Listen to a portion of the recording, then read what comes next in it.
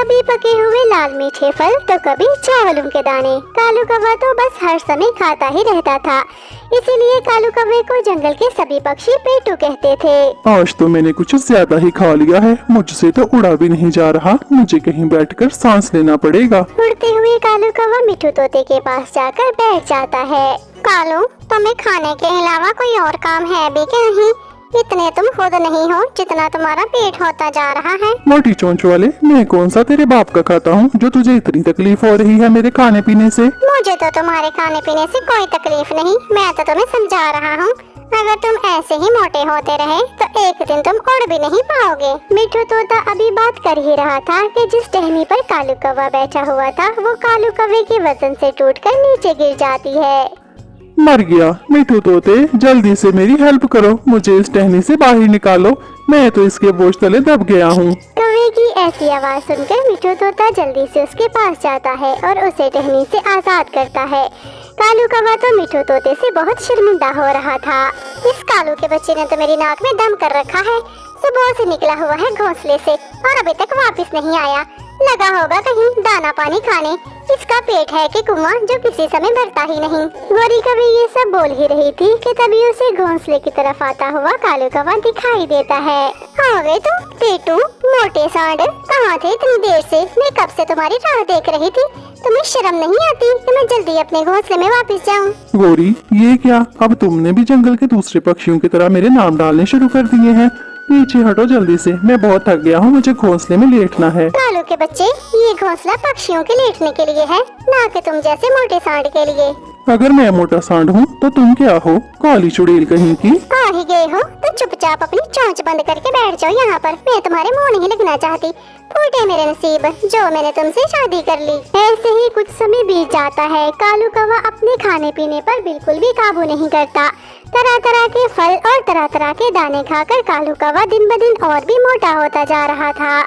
आज तो मैंने कुछ ज्यादा ही खा लिया है, क्या करूँ, अब उड़ने की हिम्मत तो है नहीं, लेकिन अगर घोंसले में लेट गया तो गोरी कभी बहुत जली कटी सुनाएगी मुझे। ऐसा सोचते हुए कालू कौवा उड़ने की कोशिश करता है, लेकिन वो तो धड़ाम करके जमीन पर गिर जाता है। हाय, मर गया। कोई है, कोई मेरी मदद करो, मेरी कमर तो जैसे आज टूट ही गई है। आज फिर कितना ही समय हो गया है, लेकिन वो मोटा सांड कालू पेटू निकम्मा निठल्ला अभी तक अपने घोंसले में वापस नहीं आया।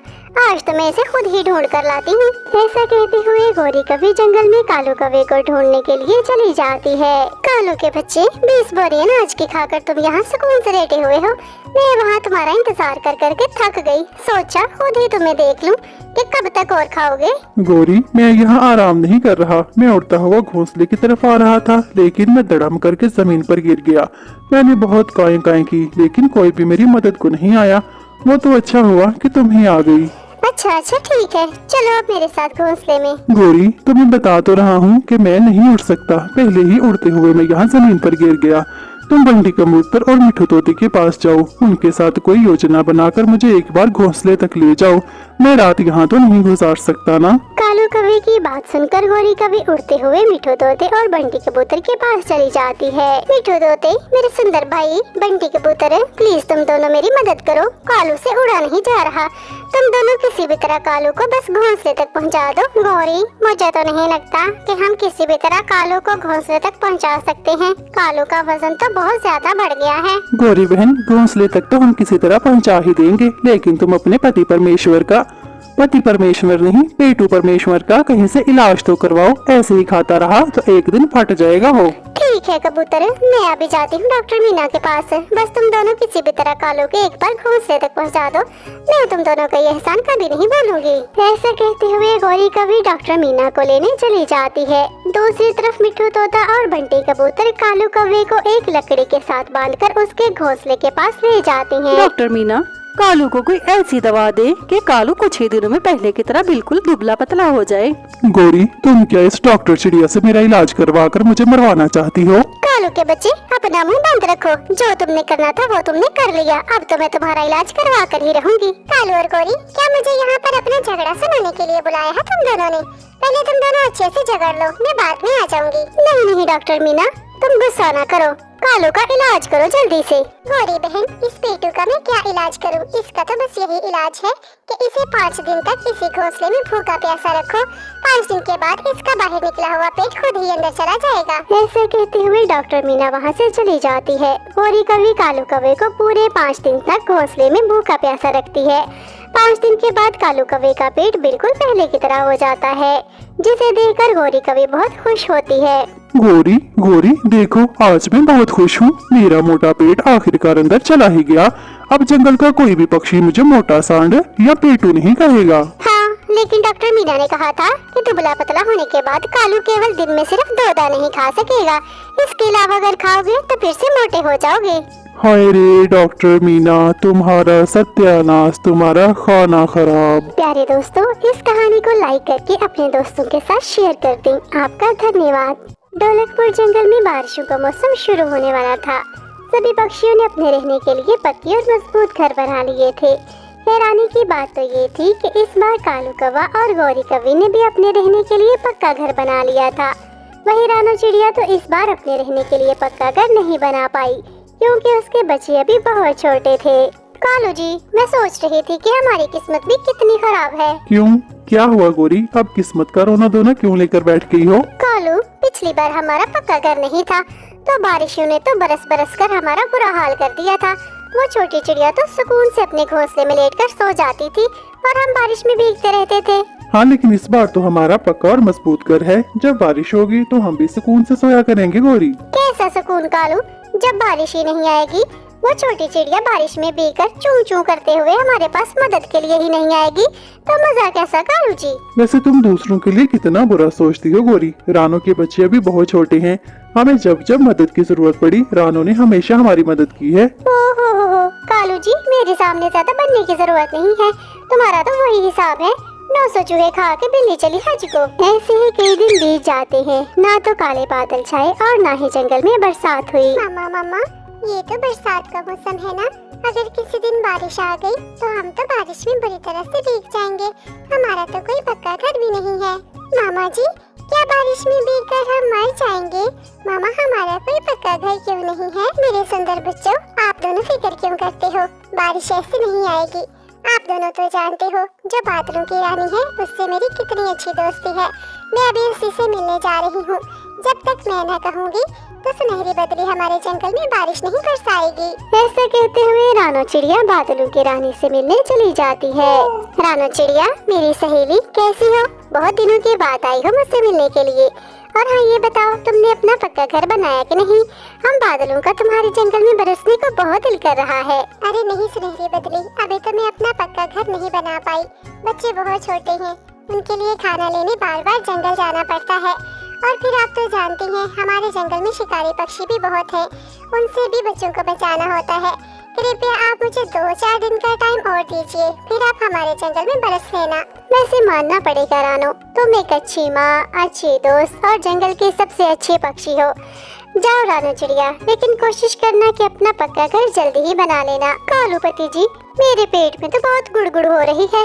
कितने ही दिन हो गए हम पक्के घर में रह रहे हैं, लेकिन बारिश की तो एक भी बूंद नहीं पड़ी। अभी जाती हूँ उस मोटी चोंच वाले तोते के पास, पूछ के आती हूँ कि मौसम पक्षी बारिश का संदेशा लेकर कब आएगा, कब बरसेगी बारिश हमारे जंगल में। गौरी, तुम्हारा शैतानी दिमाग ना 1 मिनट कहीं नहीं रुकता। तुम्हारे पेट की गुड़गुड़ तो लगता है अब बारिश आने के साथ ही रुकेगी। कालू के बच्चे, मैं तुम्हारे मुंह नहीं लगना चाहती। मेरा जो जी में आए मैं वो करूँगी। ऐसे कहते हुए गौरी कभी मिठू तोते के पास चली जाती है। तोते, मेरे सुंदर भाई, तुम यहाँ बैठकर क्या कर रहे हो? गौरी, मेरी पत्नी हरियाली तोते की तबीयत ठीक नहीं, वो मीना चिड़िया से दवा लेने गई है। मैं यहाँ बैठकर उसका इंतजार कर रहा हूँ। मोटी चोंच वाले, कभी कोई जंगल की भी खैर खबर रख लिया करो। तुम्हें तो जब देखो हरियाली, इधर हरियाली, उधर हरियाली, दिल में हरियाली, पेट में हरियाली। काली कवि, मैं तुम्हारे मुँह नहीं लगना चाहता। अगर तुम और कालू झगड़ते रहते हो तो क्या ये जरूरी है कि मैं और हरियाली भी झगड़ा ही करते रहें? गंदी चोंच वाले, तुझे किसने बोला कि मैं और मेरा पति कालू झगड़ते हैं? मेरा कालू तो इतना अच्छा है, उसे मैं जो भी बात कहती हूँ वो मेरी हर बात मानता है। हाँ, भला मैं क्या नहीं जानता, कालू तो तुम्हें बुरे काम करने से मना करता है, लेकिन तुम हमेशा कालू को भी अपने साथ बुरे काम करने के मशवरे देती हो। खैर जो भी हो, काली कवि, काली चुड़ैल कहीं की, मैं तुम्हारी मुंह नहीं लगना चाहता। जा रहा हूँ यहाँ से। ऐसा कहते हुए मिठू तोता वहाँ से चला जाता है। ये गंदी चोंच वाला तो जाते जाते मुझे काली चुड़ैल भी कह गया।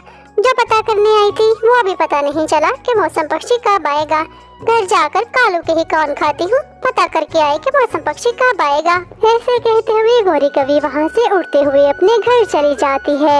कालू, इस पक्के घर में रह रहकर मेरा तो अब दम घुटता है। वो चिड़िया देखा कैसे पेड़ों के ऊपर रहती है और ताजी हवा में सांस लेती है। गौरी, तुम क्यों उस रानू चिड़िया के पीछे हाथ धोकर पड़ गई हो? उसके छोटे छोटे बच्चे हैं, जब उसे समय लगेगा तो देखना वो भी अपना पक्का घर बना लेगी। कालू के बच्चे, मैं देख रही हूँ आजकल तुम उस छोटी चिड़िया की कुछ ज्यादा ही हिमायत करने लग गए हो। मैं तुम्हें उस छोटी चिड़िया के पास ही ना भेज दूं पक्का पक्का। जब मेरा दिल चाहेगा ना चला जाऊंगा उस चिड़िया के पास। तुमसे तो बहुत अच्छी है, कम से कम वो दूसरों का बुरा तो नहीं सोचती। दूसरी तरफ रानू चिड़िया अपनी दोस्त सुनहरी बदली के पास जाती है। सुनहरी बदली जी, कैसी हैं आप? माफ करना, मैं कल आपसे मिलने नहीं आ सकी। मैं आपको बताने आई हूँ कि अपना घर बनाने के लिए मैंने लकड़ियाँ इकट्ठी कर ली हैं। बस अभी थोड़ी और घास इकट्ठी करनी बाकी है। आप कल शाम तक हमारे जंगल में बरसात कर लेना। ये तो तुमने बहुत अच्छा किया रानू चिड़िया। और हाँ सुनो, अपना घर खूब अच्छे से मजबूत करके बनाना, क्योंकि कल रात फिर हम तुम्हारे जंगल में खूब गरज चमक के साथ बरसेंगे। सुनहरी बदली रानू चिड़िया की बहुत अच्छी दोस्त थी, इसलिए वो रानू चिड़िया की किसी भी बात को इनकार नहीं करती थी। सुनहरी बदली से बात करके रानू चिड़िया अपने बच्चों के पास वापस आती है। गुड़िया बेटी, कुकू बेटा, मैं अभी सुनहरी बदली से मिलकर आ रही हूँ। उसने बताया है कि कल रात वो हमारे जंगल में खूब बारिश बरसाएगी। आप दोनों मिठू चाचा के घर चले जाओ। मैं अपने और आपके रहने के लिए जल्दी जल्दी से पक्का और मजबूत घर बना लेती हूँ। रानू चिड़िया के दोनों बच्चे मिठू तोते के घर चले जाते हैं। कालू, मैंने बहुत इंतजार किया है बारिश का, लेकिन बारिश तो बरसने का नाम ही नहीं ले रही। घर से बाहर निकलो, मुझे ये पक्का घर तोड़ना है। गौरी, तुम्हारा दिमाग खराब तो नहीं हो गया? खबरदार, जो तुमने मेरे पक्के घर को हाथ भी लगाया तो। ठीक है, फिर शौक से बैठो यहाँ। मैं तो बाहर जाकर घर नीचे फेंकने लगी हूँ। गौरी कभी अपनी जिद की बहुत पक्की थी। वो अपने घर को पेड़ों से नीचे गिराकर तोड़ देती है। वहीं दूसरी तरफ रानू चिड़िया सारा दिन मेहनत करके अपने लिए पक्का घर बनाकर तैयार कर लेती है। हाय हाय, ये मैं क्या देख रही हूँ? इस छोटी चिड़िया ने तो अपना पक्का घर बनाकर तैयार कर लिया है। इसका मतलब हो ना हो आज जंगल में बरसात होने वाली है। मैं कितनी अहमक हूँ, चिड़िया ने अपना पक्का घर बना लिया और मैंने अपना पक्का घर तोड़ दिया। अब क्या करूँगी मैं बरसात में? ऐसा कहते हुए गौरी कवि कालू कवि के पास चली जाती है। कालू, कालू, जानते हो? हाँ हाँ, सब जानता हूँ। आज जंगल में बरसात होने वाली है, इसलिए रानू चिड़िया ने अपना घर बनाकर तैयार कर लिया है और मेरी अहमद पत्नी ने अपना बना बनाया पक्का घर तोड़ दिया है। कोई बात नहीं, बारिश होगी तो मैं तो चला जाऊंगा अपने मामा जी के घर। तुम करती रहना अपना बंदोबस्त। ऐसा कहते हुए कालू कौवा वहाँ से चला जाता है। तभी अचानक जंगल में काले बादल छा जाते हैं। जोरदार बादल गरजते हैं और साथ ही बरसात शुरू हो जाती है।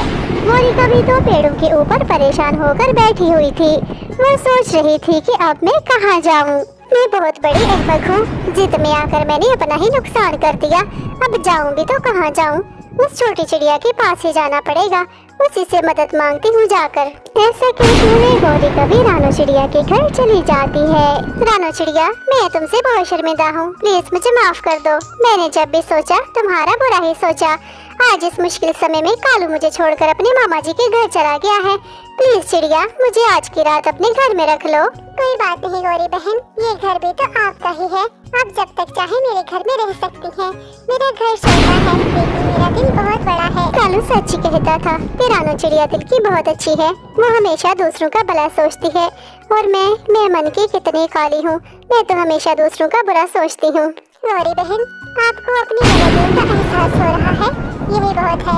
आप हमेशा याद रखें, हमें कभी भी किसी का बुरा नहीं सोचना चाहिए, क्योंकि जो दूसरों का बुरा सोचते हैं अंत में तो उनके अपने ही साथ बुरा हो जाता है। इस तरह से रानू चिड़िया और गौरी कवि बारिशों के वो मुश्किल दिन एक ही घर में खुशी खुशी गुजारने लगती हैं। तो दोस्तों, कैसी लगी आपको आज की ये कहानी? कृपया कमेंट करके जरूर बताएं। आपके कमेंट और लाइक हमारे हौसले को बढ़ाते हैं।